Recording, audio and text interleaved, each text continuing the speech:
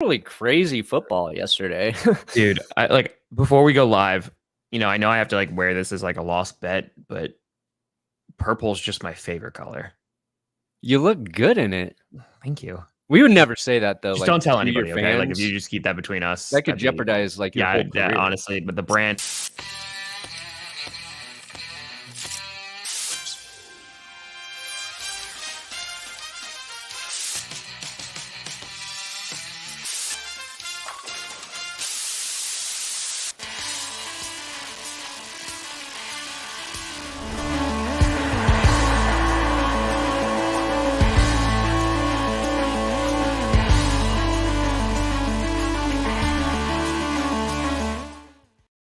Oh, ladies and gentlemen, it is a Monday morning.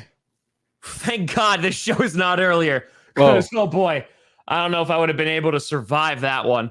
How late were you up, Tom? The video came out, I think, 2 a.m. Eastern. I think that's what we did. Went to bed at around 3 a.m., so crushed it, rocking and rolling, but worth it because the Green Bay Packers getting that game winner, but we'll break that down because of the insanity. But folks, as if you watched Clickbait Sports this past week, I lost a bet and have to wear this son of a gun all week for all my regular videos. But I was like, you know what?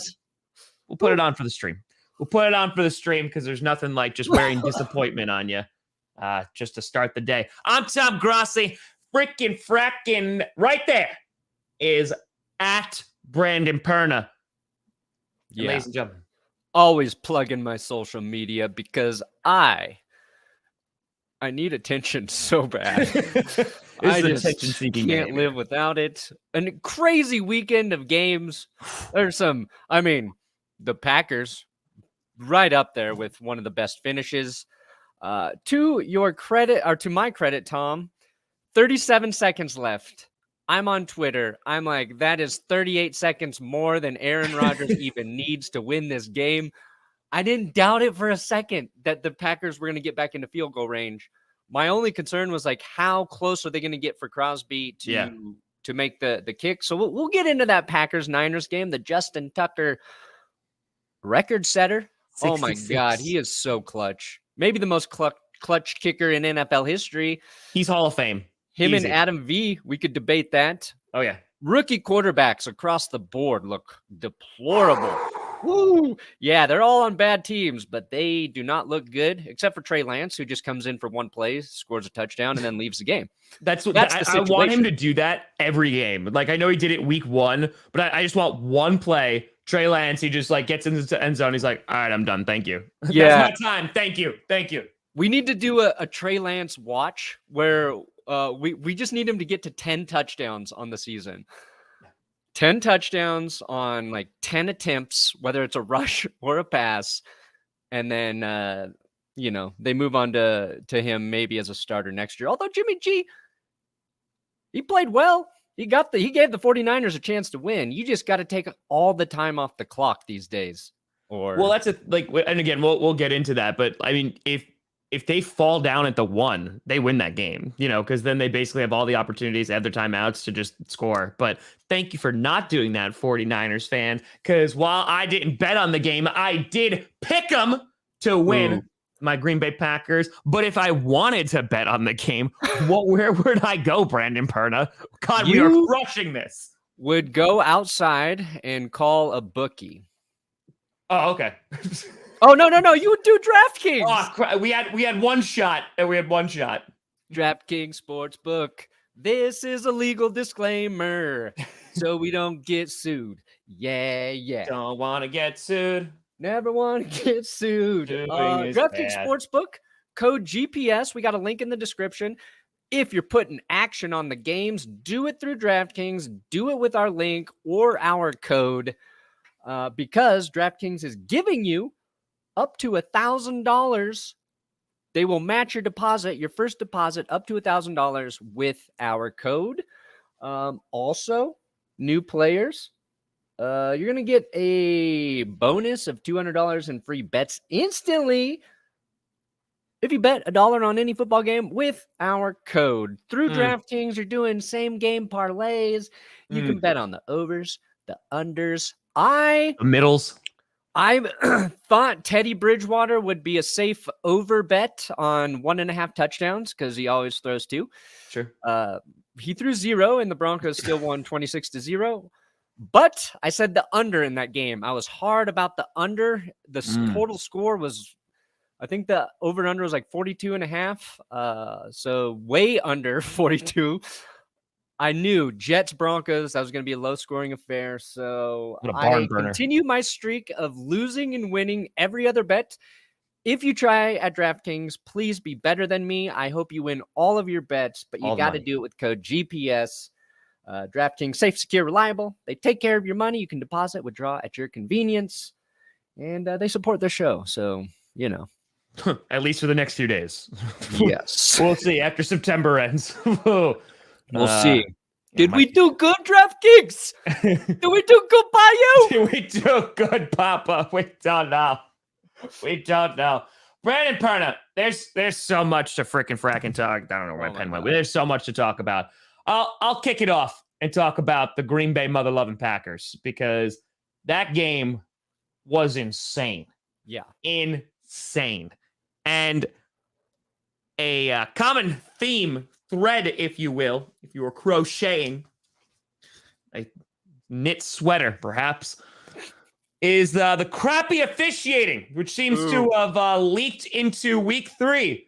Oh, and it was leaking hard because they were pissing and crapping the bed last night in terms of officiating. It was horrendous. It was bad.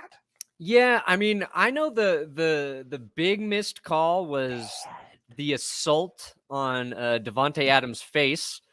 I mean, look, one angle, it looks like, you know, the defender's trying to lead with his shoulder. I don't think it was an intentionally like dirty shot, but helmet to face contact was made at an alarming amount of force. With an alarming amount of force, no call. And it's a defenseless receiver. At the end of the day, it's a defenseless receiver at the bare minimum.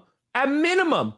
And they're just like, well, no, like, well, hold on there. Was someone talking trash? Were they talking smack during this game? Because then we'll throw the flag. But we had 2 taunting penalties in the Broncos game. 2 both bullshit. Yeah.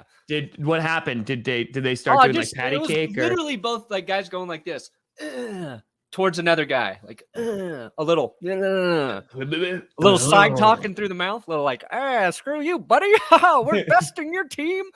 I think if you taunt in old timey talk, no penalty, dude. I think like let's pull out some Shakespearean insult. Like I bite my thumb at you, sir, and like you like listen. We start bringing back thumb biting. I'm all about it. I think that literally I want to push that hard. I want thumb biting to return. Like that's gonna be the insult. They'll be like, "Do you bite your thumb at me, sir?" Like, let's go. Like I'm all for it. This is now. I demand satisfaction. That's it. Like I want to see Romeo and Juliet. You know, like let's get a little Mercutio in there. Like let's go. Let's fight. Oh yeah, Mercutio. But what you have the Packers game besides a terrible officiating, an insane game, going down to literally the last second, in which the 49ers took the lead with less than a minute left in the game. Left for the first time. Left 37 seconds on the clock, and Aaron was like, dude, oh, I'm gonna make you cry. And he did. My favorite part about that entire game was, all right, Aaron gets him into field goal range. Yep.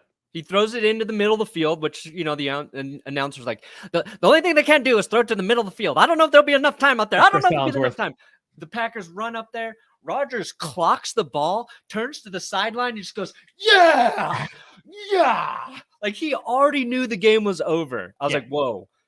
If Mason Crosby misses it, Aaron Rodgers, this moment's going to look overconfident. Oh, yeah. But he knew Crosby was going to sink it. And right after he clocks it, he just knows. It was, I don't know. I just love it. I love everything about Aaron Rodgers. Wait a minute. Even though I'm not a Packers fan per se. I don't mind. He doesn't care about football, Perna. I want that kind of confidence in a QB. Now, Teddy Bridgewater's got a quiet confidence. Teddy throws a veil. But Trust me, I'm loving Teddy right now. I am loving Teddy. If he keeps playing the way he does, I'm not getting off the Teddy train. But Aaron Rodgers, man, that guy fucks. My man, you're like right now, like you're watering your lawn and you're like looking over at your neighbor's lawn and you're like, damn, that's some nice landscaping. Yeah. I mean, like mine's fine too. Like the sod is coming in and, you know, it's taking hold.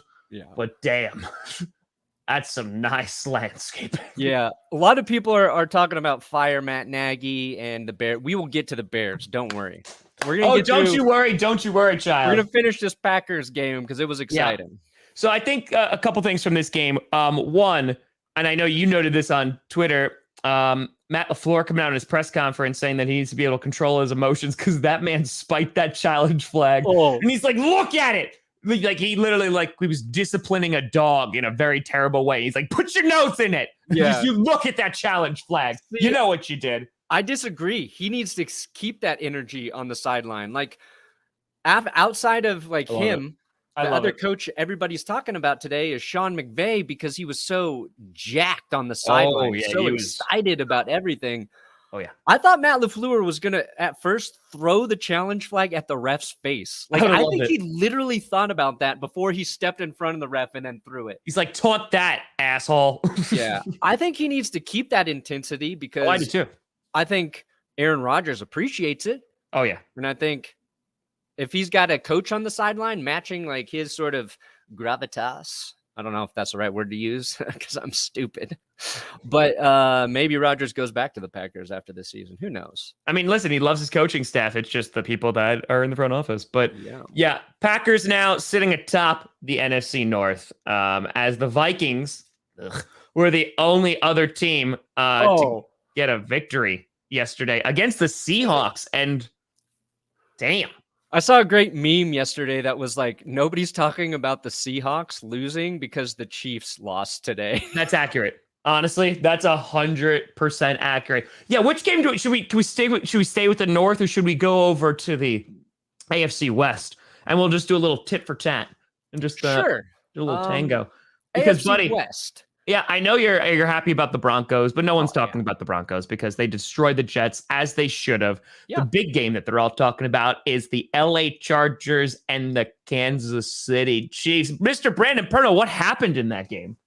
Well, you see, the Kansas City Chiefs, they have a quarterback. His name is Patrick Mahomes. Oh. He's been very good. But heard of him. This mother licker decided to throw a no-look pass for no reason in this game. Throws it to the wrong team. So when I'm talking about Aaron Rodgers spiking the ball, celebrating before the game's over, if Mason Crosby missed, the equivalent is Patrick Mahomes no-look passing, throwing to the other team. So the Chiefs turned the ball over 4 times in this game, 3 times in the first half. The Chargers get 2 touchdowns, I think, off of those first 3. Didn't even fully capitalize. The Chargers melted down at the end of that game, as they always do. Yeah. Chiefs erase a lead. We know they can score a lot of points quickly. But here's the thing. The Chiefs choked. Oh, they choked and they let the Chargers win. It's just like right now, there's something happening with the Chiefs. Their defense, a little suspect. But also, buddy, Sherlock Holmes can't figure out that case. That's bad. If you follow the AFC West closely, and the Chiefs have dominated the last 4 or 5 years, one thing people point to every year is the Chiefs, Patrick Mahomes, a lot of his bad throws, his interceptions are dropped by the opposing defense. That is true. It's been a weird narrative. And I defend the Chiefs there. I'm who cares? I'm sure you could look at every quarterback through every game and say, oh yeah, the defense dropped a pick there. There's but right now those things aren't going the Chiefs' way.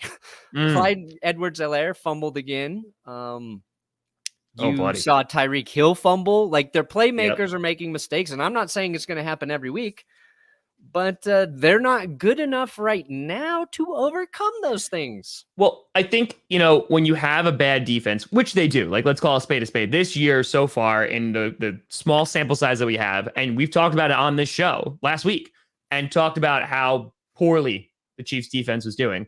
It's okay if you have an offense that is playing mistake-free football and they're able to go and pull out those miraculous wins and everything, right? But yesterday, mistakes were made on both sides of the ball, and it was on the offense, and Mahomes making some questionable things. He obviously had some fumbles going, the wrong way. And because of that, like, it just makes it look better. Because the Chargers at one point were like, no, you win the game. Here. Like, we got our lead. We scored our points. We're good. We hit the Chargers, over, guys. We're okay now. We're good. We're contractually obligated to let you try to win at the very end. Now, real quick, before we jump into these stats, what I noticed is because the Chargers, they jumped out to that early lead, right? And then they wound up blowing the lead. It was very similar to what the Bills were doing with the Washington football team, because they were up 21-0. And then all of a sudden, you had Gibson, who came on back with like a really great play. You had Taylor Heineke come in and like he ran and like did a diving play. And I was like, oh crap, like, are they going to blow this? But then the Bills were like, haha, just kidding. We're going to kill you now. Yeah. And the Chargers never did that, but they like did just enough. And there were enough mistakes that they were like, okay, we can go and actually win that, which those Chargers were losing those games 10 out of 10 times last season. Oh yeah. The Chargers had another touchdown called back because of an illegal shift. Yes. Like that's just who they are. I don't know when they're going to outgrow those mistakes, but it happened. Chiefs, you can see their passing defense, giving up yards, giving up touchdowns. I think the real issue though is the Chiefs rushing defense. Oh boy. What are those rush yards they've given up? Second worst in the league. Look, the Chargers are right next to them. Most rushing yards allowed. We are on defense. Yeah. The Chiefs, though, 7 rushing touchdowns. So that's the issue for Kansas City. I trust their offense to get right. Maybe they need a dynamic receiving threat outside of Kelsey and Tyreek Hill. 2 guys is great, but maybe they just need another option there. Have yet to really find that guy. Because Sammy Watkins used to be that guy, right? And like he would have like those games where he would do nothing, and then he'd have those games where he like breaks out and like really, nothing really well for 6 weeks, and then he's got like 100 yards and 2 touchdowns. Well, I mean, you mentioned this too. Like they have no run game right now outside of Patrick Mahomes. Like that's the issue. And you look at some of these teams. You look at both teams who were in the Super Bowl, right? You look at the Buccaneers and you look at the Chiefs. Neither of them have run games at all. Right now. Tom Brady was the Bucs' leading rusher yesterday. Oh no! 14 rushing yards for Brady, and I think it was 14. But he was the Bucs' leading rusher. Oh no! Yeah. And the Bucs are giving up more passing yards than any defense right now. So Tampa Bay, not perfect. The Rams beat them steadily. You mentioned the Bills real quick, and Josh Allen and that offense clicked finally. It took 3 weeks. You called it, by the way. You called it. He is back to clicking. You called it. Emmanuel Sanders looked good. A couple touchdowns for the Bills. Love seeing Emmanuel Sanders succeed there. Oh yeah. In Buffalo. I think I think like Josh Allen found he's a reliable receiver to have in tough situations. So high on the Bills. The Browns destroyed the Bears. We can get into the Bears a little bit. Let's do that, because speaking of destruction, let's talk about the Bears. Yeah, we'll talk about the Colts Titans too. Don't you worry. We'll talk about the Colts Titans. Norse Archaeologist Does Things. Great name. Yeah, it is a great name. Well, which, by the way, yesterday made my bet with Scooter look real bad. But, the Bears. Matt Nagy. I predicted he'd be the first coach fired before the season starts, and I might be right. I mean, listen, Matt Nagy has got an opportunity after opportunity, and I mean, talk about a guy who ruins QBs. And it's not just him. Don't get me wrong. A lot of it's his terrible play calling. It hasn't improved, folks. It hasn't gotten better. No. They ran a lot with David Montgomery last year, which was good. They finally needed to do that, but it hasn't gotten better. Their offensive line is garbage. And this is, Bears fans, I'm going to talk to you, directly to you for a moment. I'm going to talk to you. Heading into this season, everybody and their mother in Chicago was hyping up Justin Fields. They were hyping him up, and they were like, oh, he's going to be the second coming of Jesus Christ. And I was like, oh, okay. And listen, I will be very honest. I think Justin Fields has all the potential to be a very good QB. I think he definitely can. I think he can. However, things started going real wrong when Tevin Jenkins, their guy who I would have loved the Packers to draft, offensive lineman, he's out. He gets hurt. And I was like, okay, well, the Brett Coleman curse that you just had along that O-line just went in the toilet. That's gone now. And, you got your Andy Dalton starting. And how many people, Perna, how many Bears fans were praising when Andy Dalton got injured? And they were like, oh, now we get to see Justin Fields. At long last, we get to see him. But you forgot one thing. Maybe two things. One, Matt Nagy's your head coach. And two, you're still behind a garbage offensive line. He had 6 completions, 6 for 20 for 68 yards.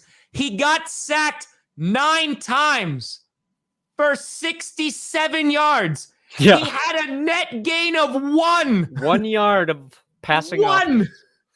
Here's what's crazy about this game, too. The first half, it was close. It was. The Browns went into halftime after a nice touchdown drive. They were up 10-3, I think, heading into halftime. The game was tied 3-3 for most of the game. It was. I just saw on NFL Network there was a couple kids wearing Justin Fields jerseys, and then they took them off to reveal Browns gear underneath. That's phenomenal. Nice. I play both sides, so I always come out on top. Yeah. Here's a recipe. By the way, we hit 2,000 viewers, baby. Oh, yeah, we crossed 2,000. We hit that too, baby. Woo! That's what we're talking about, pornographers and Grossi Posse Tommunism. Let's get it. We love it. We can coexist. Here's the thing. Bad offensive line play, inability to run the football, and shitty head coach. That will destroy a young quarterback. Nothing will destroy them more quickly. Whoa. You two are the Unus Anus of sports? It's Unus Anus. That was a YouTube channel was around for like a year, and then they deleted all their videos. Oh, which we will definitely have to do. That was a pop culture. It's a compliment. Wow. It wasn't. You see anus, and you're like, oh no, that's someone's calling me an anus again. But yeah, I get called the anus a lot on the internet. This guy is anus. Speaking of anus, talking about Justin Fields and that offensive line. A lot of people are real quick also saying that Justin Fields is a bust. And I was like, nah. All the rookies are busts right now. All of them are bad. But that's the thing. They're supposed to look bad. What was it, 4.5? Garrett had 4.5 sacks, which was a franchise record. No good, any QB, even if you're Aaron Rodgers, is not going to have a good game if he gets sacked 9 times. Yeah. Here's the other thing. Here's the real criticism of Matt Nagy. I don't think he knows how to call a game and tool it to the strength of his quarterback. All right. The Bears looked better with Andy Dalton. They really did, because I think Matt Nagy needs a veteran QB or a good QB to carry him as a coach. And this happened with the Broncos last year with Pat Shurmur. He's a horrible fit for a young guy like Drew Lock, because I don't think he can change how he's calling the game to help him. So Justin Fields, when I'm looking at this game, one, they're not doing any sort of designed rollouts for him. They're trying to ask him to be in the friggin' pocket and pass that way. And Myles Garrett, that's like what he said. He's like, we're surprised they didn't do more rollouts. Yep. Like we do with our quarterback, Baker Mayfield, because we got a good head coach in Kevin Stefanski, who knows how to game plan for a quarterback who may make some mistakes without that guidance. Dude. Okay. I'm not gonna lecture here. I'm gonna lecture a little bit, just like a little bit here. But I said this when they had Mitch Trubisky, right? Because when they go to the wild card and you have the double doink, right? How are they so successful that year? The defense is really good, which the defense has taken a little bit of a step back for the Bears. Yeah, for sure. Right? But it's a step back. But Trubisky had a strong run game. There was designed runs because Trubisky can move. And oh man, look, they were successful. What happened the next year? Oh no, Mitch, let's keep you in the pocket. Let's not give the ball to David Montgomery. Let's not run it a whole lot. And look, they sucked. A good head coach, regardless of who your QB is going to put those players in the best possible position to succeed. That's it. That's your primary job. And Matt Nagy is very bad at his job doing that. Sorry. Matt Nagy, future manager of McDonald's. This is the stat that should scare Bears fans about Matt Nagy. Prescott. Justin Fields, 12 rushing yards. The dude is athletically gifted. He is fast. We saw it in the preseason, and we saw it even when he kind of came in a little bit for Dalton. And when they used Justin Fields, week 1 to rush for a touchdown, like, design some easy one read. If it's not there, run the football. Yep. There's a guy named Lamar Jackson who is feasting in year 4 on this style. And I'm not saying Justin Fields is Lamar Jackson, but I'm saying you can take advantage of that. And maybe they do it next week. But like the Browns, they won this game, 26-6. So it's similar to the Broncos, in my opinion, where the Broncos are getting a lot of grief because they haven't beaten good teams. Sure. Even as they shut out the Jets, they're like, yeah, but the Jets suck. Yeah. What about the Browns who just did the same thing to the Bears? And everybody's like, the Browns are back, baby. The Broncos had 5 sacks yesterday. I know it's not 9, but Zach Wilson, he's in game 3, so he's got a little more starting experience than Justin Fields. Yeah, he played a little smarter football than Justin Fields. And Justin Fields was bad. Like, he's got a lot he needs to improve on as well. It's not all on Matt Nagy, but I mean, here's the thing, Perna, too. Like, and then we'll move on from this game. But it's basically saying, like, hey, we want you to be a pocket passer. Fine, which is fine. Be a pocket passer. But you have to have a pocket in order to be a pocket passer. And if your offensive line is like just like, oh yeah, like you know that gif that's always out there of like that terrible security guard who's like patting people down, like letting them in. And he's like, no. That's what the Bears' offensive line was yesterday. So yeah, that's great. You want him to stay in the pocket, but if there's nothing there, if the house is collapsing every single play, then maybe you don't. Then maybe you don't do that and you adjust it just a smidge. Yeah. There was one play in the game, though. It was like, I heard the announcers go, Justin Fields has the pocket. Oh, no, he runs away from the pocket.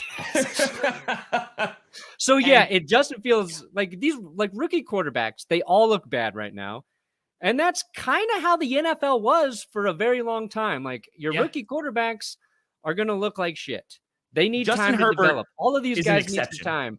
But then, like, you had guys come in and start just playing great football right away, and people started to expect that. I mean, even Josh Allen, like, it took 3 years for him to get where he is now. But nobody was after one season saying, let's fire Sean McDermott.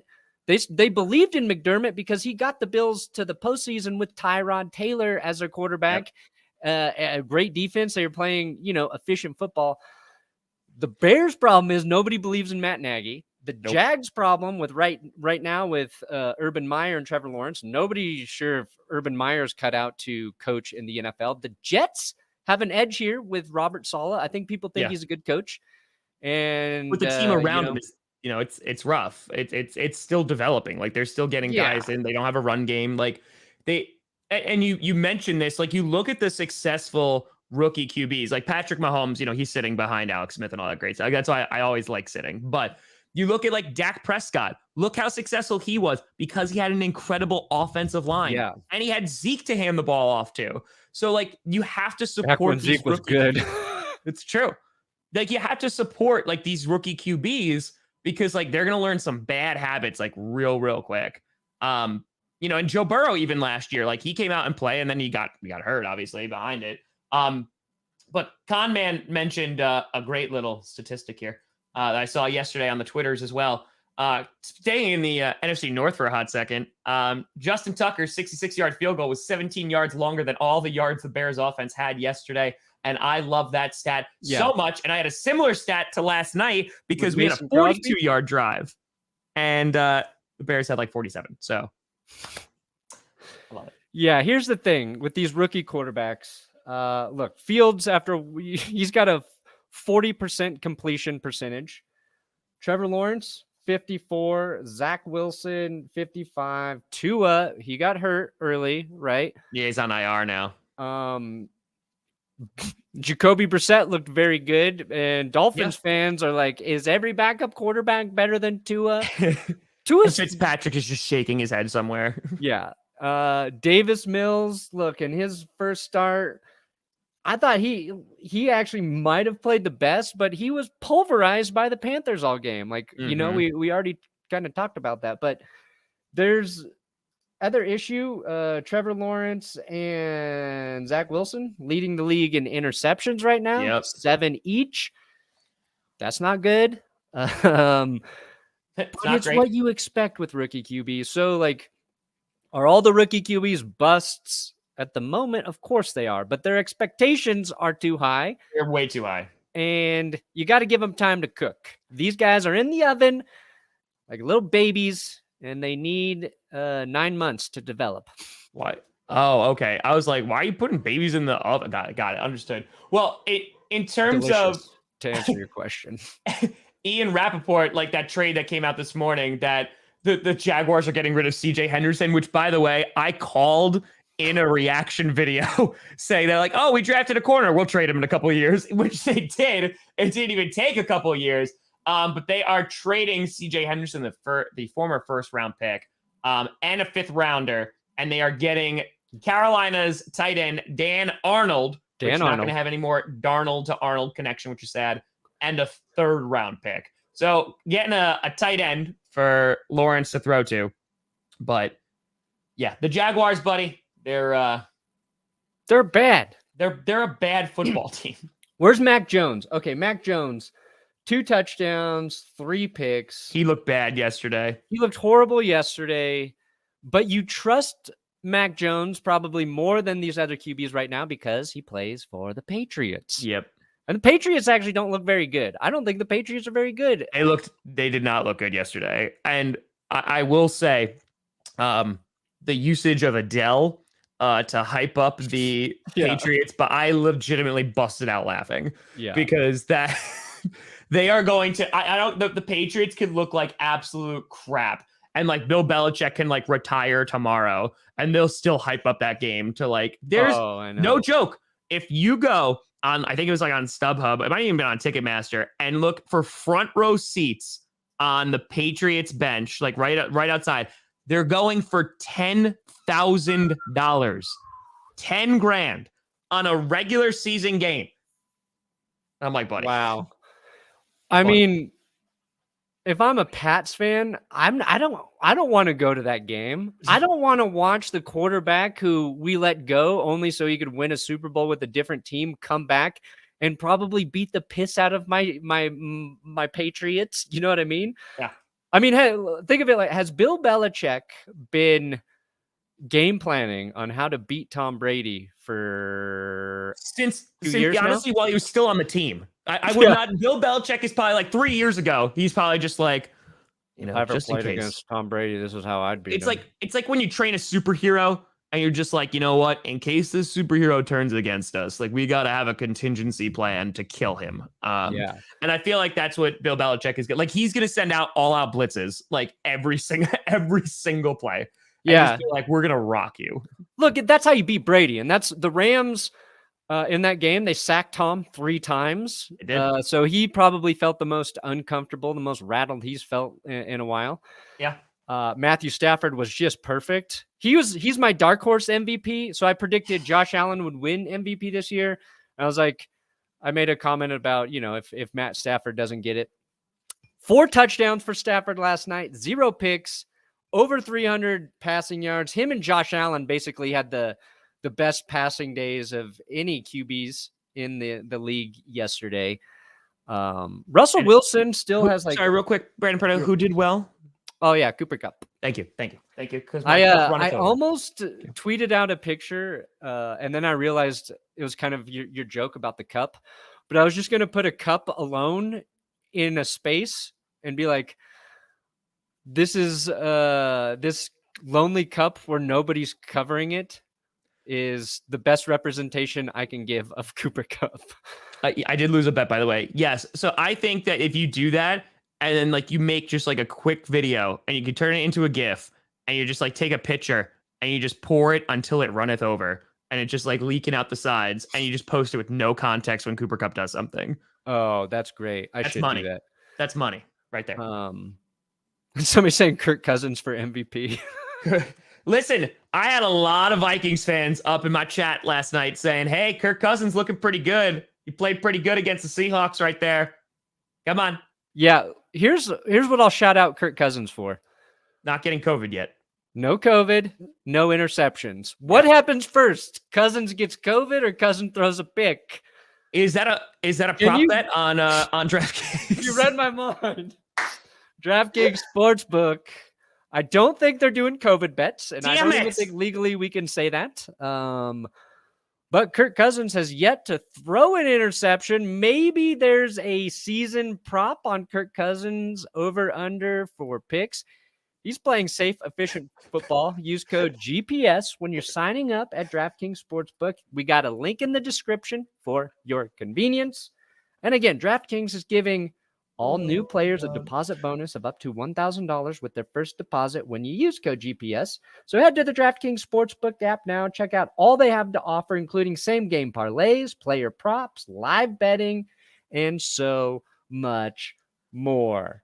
And DraftKings is giving new customers $200 in free bets. Free bets. So that's in addition to your deposit, but you get free bets when you place a $1 bet on any football game. I would suggest taking it on a game, one team's going to win, like the Broncos every week, 3-0, baby. Yeah. Or hell, even the Raiders at this point. Good God. Dude, what's happening? I can tell you why I'm not impressed by the Raiders, because I want to piss off Raiders fans. But DraftKings Sportsbook, if it's not available in your state, they have fantasy bets. You can do the fantasy app. You can play the tier league, put your fantasy rosters together. You know how daily fantasy works. DraftKings Sportsbook, code GPS, link below. Insane. Listen, emo. I like your hair like that. You're looking like a little like Spider-Man 3 emo Peter Parker. Like I dig it. You just go. Oh yeah, Spider-Man. Speaking of the Denver Broncos, because I think they're going to start getting a little bit more, I don't want to say criticized, but I feel like a little bit more under a microscope because their next 4 games are not a walk in the park. I'll say the Steelers game is. Oh, yeah. Well, yeah. We can talk about that game and talk about the glory and greatness. The Bungles. Look at Kitty that. goes meow. Legend. Kitty goes meow. KGM taking a big old dump right on the Steelers. And boy, oh boy, there was no litter there. They did not absorb that smell. The Steelers looked awful. Najee Harris had a nice game. But besides that, awful. Didn't have TJ Watt, but then again, we also didn't have our first 2 left tackles. We didn't have Zadarius Smith, so come on. Just saying. But again, the Steelers clickbait looks bad. Big Ben looked bad, Ben. There's this play in that game where Ben's like trying to roll and throw the ball, and he just fucking eats it, whiffs, falls on his face. The Steelers without TJ Watt, they are not good. Defensively, they're getting exposed. Their secondary still, I thought maybe they improved their secondary in the offseason, but they really didn't, Tom. There's holes on that team. Offensive line, not what it used to be. Yep. The receivers, maybe just a little overrated. I think Deontay Spencer got injured. So, there's... Well, it's like we talked about, right? If you have a good defensive front, that hides a lot of the problems of your secondary. And that's what, with the Cardinals, that week 1, that's exactly what happened. Chandler Jones was a monster, getting 5 sacks. And then, what has happened, you've seen, at points, the Cardinals defense getting kind of torn up a bit. And I feel like when you look at the Steelers, when you don't have a guy like TJ Watt, who is a game changer, he is a guy that you have to scheme around, and he's probably going to play, I would assume so, against the Packers next week. I'm like, all right, that's rough. But Yeah, that offense looks anemic. And Najee Harris, again, had his first like breakout game, if you will. Did look pretty good. But other than that, there was like nothing there. And Big Ben. Here's the alarming stat for Steelers fans and your defense. Right now, what have the Steelers done very well the last 2 seasons? They have sacked the quarterback at a very high rate. I think they led the league the last 2 seasons. Yeah.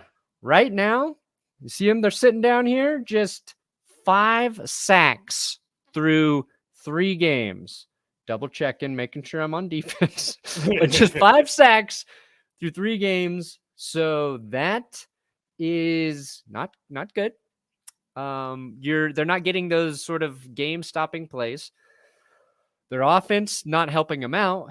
But look at Scooter's team. Just 2 sacks for the Cowboys. They're a game behind. But the Buccaneers, just 3 sacks. Yep. That's kind of crazy. So who has the most sacks right now? Oh. That's the Carolina Panthers. Oh. And of course the Browns after yesterday. Yeah, even though the Browns like literally are just like, hey, we had 9 yesterday. So they had, without that 9-sack game, they're the 3. Yeah, so they're an outlier. But look Chicago. We've ripped Chicago offensively, but their defense has been all right so far this season. Like we said, not what it was. Their secondary, playoffs, but is suspect. And obviously, like sacks, that's just one stat. But yeah, the week before, I thought the Bears defense played well. Cardinals kind of fading in the sack race after that week 1 dominant performance. Yep. Cardinals struggled with the Jaguars Broncos. Oh, they haven't beaten anybody. They beat the pants off of Jacksonville. All right. The Cardinals, who everybody loves to call a great team, they struggled with Jacksonville until they ran away with it. Of course, Matt Prater attempts a 68-yard field goal, and he gets taken to the house by Jamal Agnew, which the Jags did do that to the Broncos as well. They did return a kick for a touchdown. So it's just competition. Bad teams can play well. Yes, I know the Broncos haven't beaten anybody, but everyone they have beaten, they got the job done. All right. And they play the Ravens this week. I'll save my power rankings, my Broncos predictions for later. And you'll curse up. I do want to mention about the Detroit Lions for a hot second. Oh, yeah. Just to kind of like talk about how bad yesterday was for them. Okay. So 1, going into that Jaguars Cardinals game, you had Matt Prater, former Lions kicker, miss a record-setting field goal, right? To another former Lion. Yep. Who then returns it. Jamal Agnew returns it and makes history with a 109-yard TD. Yeah. And then Justin Tucker, and I know there's like a delay of game like controversy that's going on right now that said 2 seconds expired off the clock, that they should have called it. But and then Justin Tucker doinks it. It hits off the crossbar and bounces in for them to lose the game. Like, if you're a Detroit Lions fan, like, I imagine you just go out into a field, you drop down to your knees, and you go, God, why? And you know what? God might even be like, bro, like, I didn't even do this one. Like, I don't even know. Like, I let you guys take the lead. Like, I don't know what to tell you. Because, no, God's like, sorry, I've literally forgotten about you. Gone. Just, I'm so sorry. Like, the watchmaker theory to a million. It was bad. It was bad. And I feel bad for Lions. I know they don't want my pity because I have this in the rundown. Like, and I want to get your take on this. Like, are the Lions better than what their record is? They're 0-3 now. And I feel like the answer is yes. Like, they came back. I know you and I disagreed about that. They came back a bit against the Niners. They had a really good, solid first half against the Packers, and then things like went away. And then they were beating the Ravens. Like they clawed back literally because meow, but they clawed back and they were beating the Ravens. And then it's literally off a miracle from Justin Tucker. So like, yeah, dude, did I say the Lions were a sleeper team or didn't I? You did. That is 100% accurate. I almost tweeted yesterday that the Lions play one really good half of football and then they lose. Yeah. And they were kind of playing a really good half of football against the Ravens. And then the Ravens, towards the end of the first half, I'm pretty sure they took the lead, but they also missed on some opportunities. Oh, dude. Hollywood Brown dropped touchdown after touchdown. Yeah. It could have been a blowout. That's the thing. Yeah. I want to, and Dan Campbell basically said, good teams are built under pressure. Yeah. And we are living under pressure right now. I think we'll eventually be stronger from this. But also, I just don't think Jared Goff's a very good quarterback. Yeah. Without help around him and without a good head coach. So, you throw Jared Goff onto the Bears with Matt Nagy. Oh, he dies. He's dead. He's died. He legit dies. Yeah. You have a funeral for him. The Lions need a quarter. They need a lot of things, but yeah, I think they're a little bit better than people are giving them credit for. If you're looking at the bottom tier teams, you're talking about the Jags, you're talking about the Jets, you're probably talking about the Bears right now. I think the Lions are a little bit better than those guys. If the Lions played those teams, I think the Lions win. And they've played against better competition. But I have confidence that they did keep that game close to the Ravens. Yeah.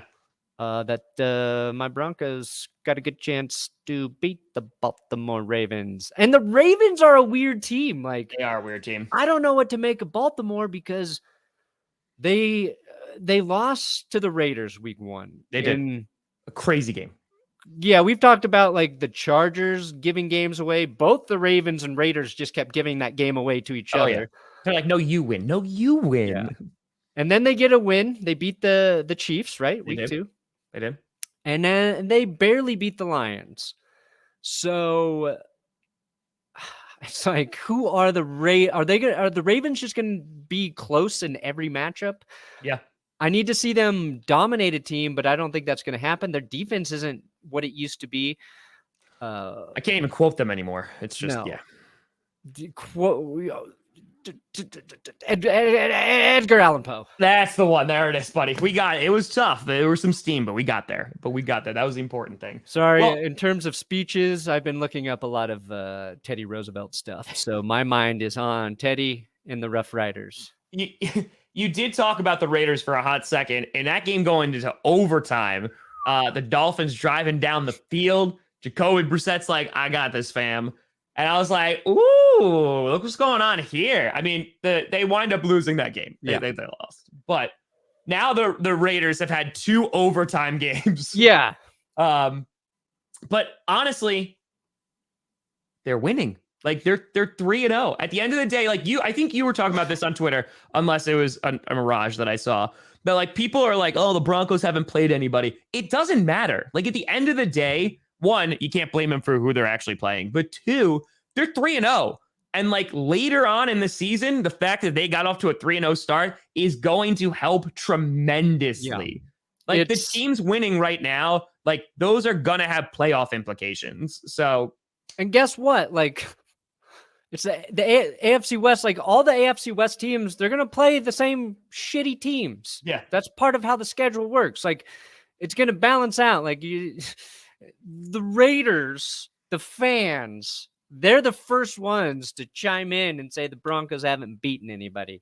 Sure. Chiefs fans would have been there had they won yesterday, but they're in the basement getting a little now. Quiet.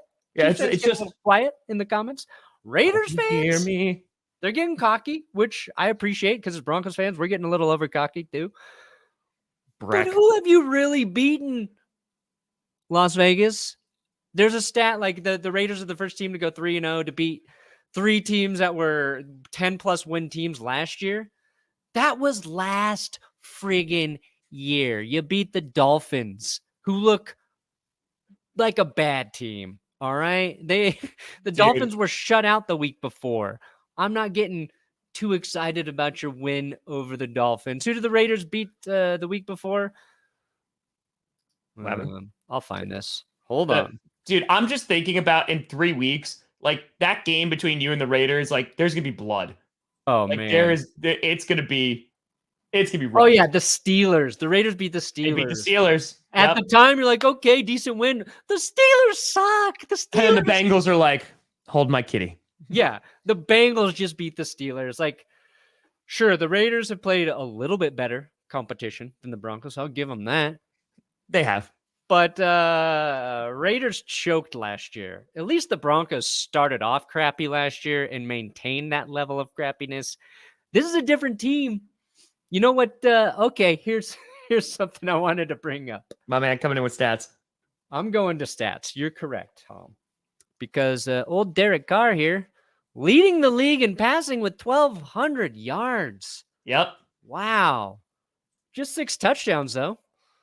2 interceptions. Teddy Bridgewater, where's Teddy? 827 yards, 4 TDs, 0 picks. Not turning any heads, but not turning it over. Okay. Raiders have a problem running the ball as well. Maybe that changes when Josh Jacobs comes back. That's going to be the real X factor for the Raiders. If they want to, if they want to be a really good team, when Josh Jacobs gets healthy, dude, they can run the ball effectively. Then I'm going to be scared because their defense is actually better. They can get after the pass rush or the passer. So like, if I'm like just dialing them back here from the Broncos bias, that's what would scare me about the Raiders if they can run the ball effectively. So. You know, I'm just gonna say this: if the AFC West comes down to the Broncos and the Raiders, just bliss, bliss. I mean, like it would just be like right now. I can't wait to do the AFC West reaction video this week because like the Chiefs losing back-to-back games. Like there's some existential crisis going on right now. There's I'm looking at the man in the mirror and I don't recognize that face. It's 1 and 2. Here is great because the Raiders play the Chargers this week, Monday Night Football. So we'll find out which team's legit. Yep. Raiders overperforming maybe just a hair. Chargers underperforming maybe. Considering just a hair. Both teams don't want to win, I think that I know there's no double overtime, but like that might end in a tie. I was just gonna say guaranteed overtime that game. It's like no, the Chargers will get off to an early start. They'll go up like 21-3, and then they'll work their way back, and then it'll just go into overtime and end in a tie. Here's what I want for the AFC West. All right, Broncos fans, Raiders fans, Chargers fans, we can all agree it is so nice to see those Chiefs at the bottom of the division. Keep the Chiefs at the bottom, all right? I don't care. I mean, I want the Broncos to finish first, but if the end of the season the Chiefs are in dead last, dude, I think that's a win for the AFC West. That's the entire AFC is just going to be like, huh, this is a good year. That's all right. Except then the Chiefs get a good draft pick, and we'll see if they mess that up. Yeah, I mean, where do you even address it? Do you go back offensive line? What have you? But there is a Monday night game tonight, which definitely has lost some luster because the Cowboys won last week. If they didn't win last week against the Chargers, then I would have been the happiest person in the history of the world. But you got the Philadelphia Eagles taking on the Dallas Cowboys. This should actually be a fun game. I think this could be a good game, in which I think Jalen Hurts has potential to do some runny runs. And, Dak Prescott, is he going to not suck today? That Saquon Barkley finally pulled his head out of his ass and was like, oh, I can run the ball again. Actually getting me some fantasy points. But, oh, by the way, I'm so sorry, 5. Speaking of terrible teams, we didn't even talk about the Giants. Plus a game winning. I don't know if you saw that on Twitter. But they were talking about like there was people in the press box for the Giants-Falcons game, and they heard like a big commotion like after the field goal went in, and it, like near the owner's box and like where the GM sits and all that stuff, and all the garbage cans were knocked over. Yeah, no, it's where it was in the owner's box where John Mara, the guy who was most vocal about supporting the taunting rule. And then John Mara also got booed at Eli Manning's halftime ceremony. Yep. So they're honoring Eli Manning, and Giants fans boo their owner. I like to think they weren't booing him. They were taunting him. So Giants, I feel bad for Giants fans. Jets fans, like New York, you better get behind the Bills because all your other football teams suck. Listen, go I Bills. feel no sympathy I'm so glad the East. I mean, Springsteen, I got hit by a car already. It's done. Like it's rough. It's rough going right now for the Giants and the Jets, but it is what it is. I mean, you have the Cowboys, Eagles tonight. I actually picked the Eagles to win, even though I think the Cowboys are going to win, but I can't in good faith like pick the Cowboys. Jalen Hurts, leading passer and rusher. Wow. He's like, it's all right. I'll do it myself. That's cool, guys. Thanks. Here's what I think the Cowboys need to do. They need to get Tony Pollard even more involved in the game. Oh, so they did that Actually, week 2. The carry percentage went up for Tony Pollard. It's just 16 rushes, which makes his 7.7 yards per carry ridiculous. That's right. Tristan, good call. So even if they Orlando Brown. My gosh. Orlando Brown. Chiefs are going to help the Ravens get their next playmaker. Ravens need a receiver not named Hollywood Brown. Oh man. I forgot about that. Oh, that's great. That's great. Thank you, Chiefs. Listen, all I want to say here real quick is that if the Cowboys lose, it will only be Brandon Perna and I who will have winning teams on Clickbait this Thursday. And I promise you, I promise, we will be insufferable. Oh, yes, insufferable. See, this is a good game to determine if the Cowboys are legitimate, I think. So the Eagles, I think, are kind of a tough team. Not necessarily a good team, but they're going to give you some problems, specifically in a division matchup. I do like Jalen Hurts. He's kind of the quarterback nobody's really talking about, but he's played very well so far this season. If the Cowboys can kind of win this game in a dominant fashion, I think that should give Cowboys fans a lot of hope. But I feel like the Eagles win this game somehow, and we get to continue the narrative that the NFC East is deplorable. The first rounder, we were wrong, by the way. First rounder was for 2021, not for this one. So, dang it. Conman. Conman's a Ravens fan, so he knows. Dang it. But Washington football team, also in the NFC East, their defense, terrible. Yeah, it does not look good. It was supposed to be the best defense in the NFL, and it looks like the Giants' record right now. I honestly, if there's anything I want to see from this game, if the Eagles are going to lose, I want to see Jalen Hurts be the leading receiver on this team. Like, when you're outside and you're playing football by yourself because you have no friends, and you're just like tossing it yourself and running. Yep. I want to see Jalen Hurts do that. If Aaron Rodgers, who, by the way, completed and caught his third pass of his career last night. Okay, so just saying, threw it to himself.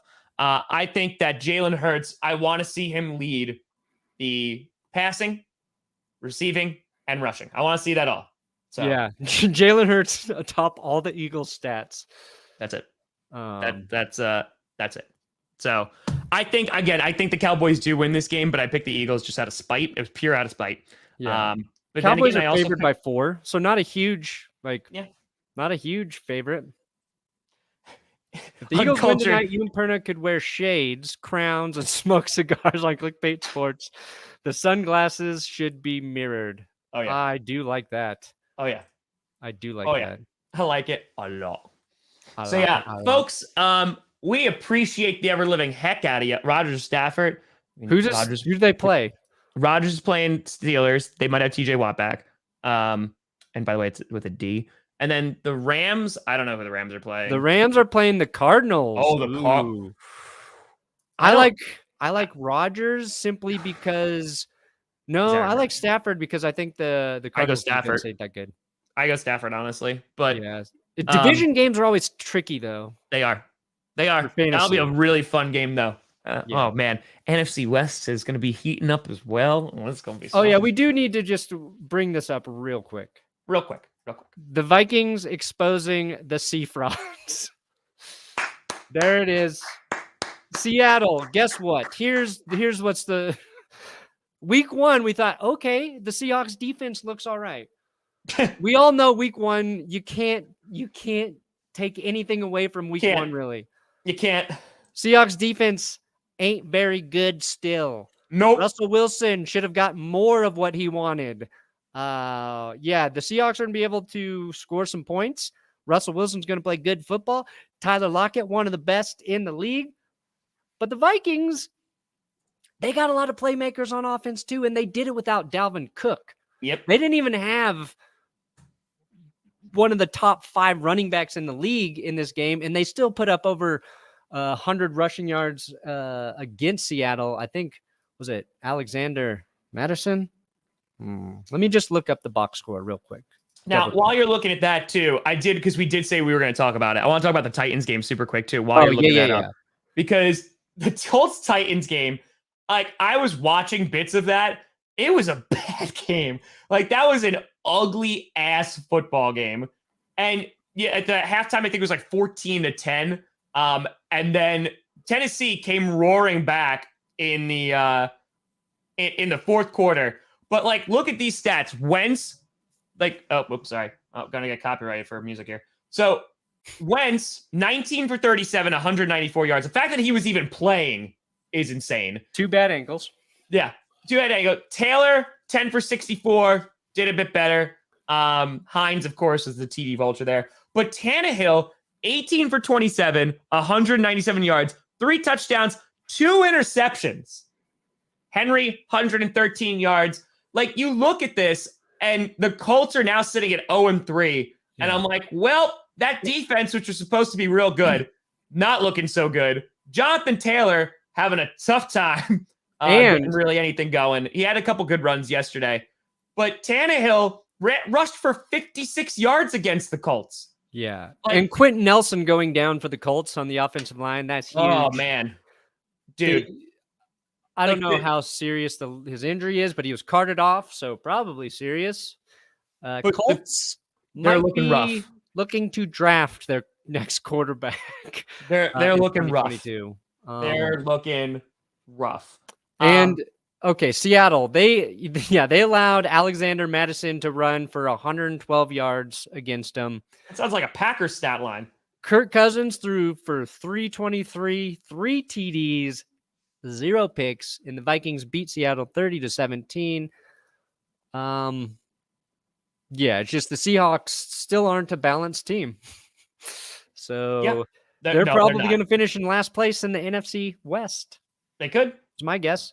And by the way, I just want to say, even though the Titans won that game, like they looked like crap too. Like they looked terrible for like 3 quarters. Like they didn't look good. And they were going against like Carson Wentz, who had no ankles, no Quentin Nelson. Like it wasn't good.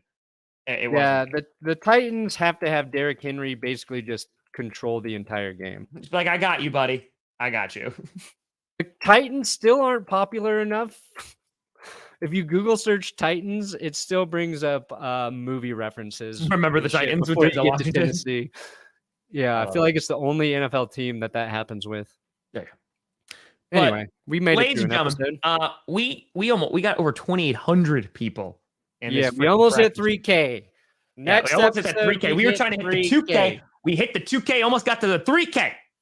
It was we greatly appreciate you tuning in on Monday, 11 a.m. Eastern, 9 a.m. Mountain Time. The Colts should stop playing Wentz or they lose that high pick to Philly. That's true. Yeah. Put Wentz on the bench. Get yourself next year's quarterback. That's it. But I think, Tom, looking ahead. Streaming tonight? Oh, I'll be streaming tonight. We got the NFC West vid is going to drop once I get some voice back. That's going to happen. AFC West will be tomorrow. Oh, I know there's some anticipation for that one. And Wednesday, we will be back 11 a.m. Eastern, 9 a.m. Mountain Time to not only break down the Monday game, but to talk about the power rankings and which team Brandon Perna is going to curse with the number 1 spot. Because he did it with the Panthers. And look, the Saints weren't number 1. They win against the Patriots. So, wow. Just saying. My power rankings. I'm wearing a Vikings jersey because I lost power rankings on earth. That's it. I lost a bet on clickbait, and this was Brandon Perna's punishment from his patron. So thank you. Oh, yeah. The Viking jersey. All right, guys. We'll see you Wednesday morning, hopefully. I'm Tom Grossi. That's Brandon Perna.